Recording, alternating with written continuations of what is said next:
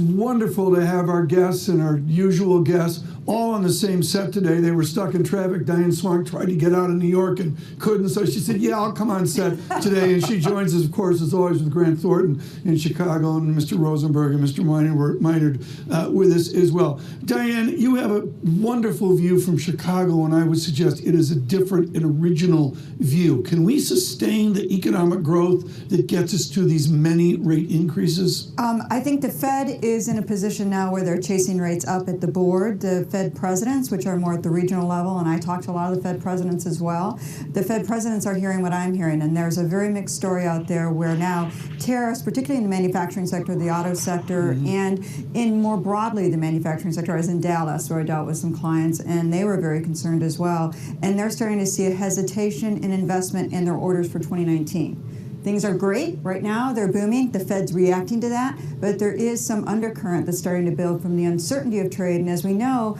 cautionary from Brexit, it was a vote, not an action, but it took 2 years for the uncertainty to show up as an investment collapse in the economy. But you know, I was going to say, Diane, to that point, it's interesting when we look at the dot plot, there's no sign that the Fed plans to pause.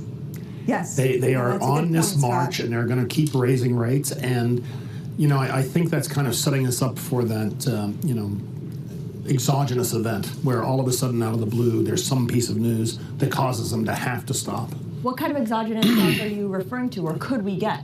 Well, I mean, certainly, you know, the emerging markets have been on the radar screen. Things are starting to look better with the weaker dollar.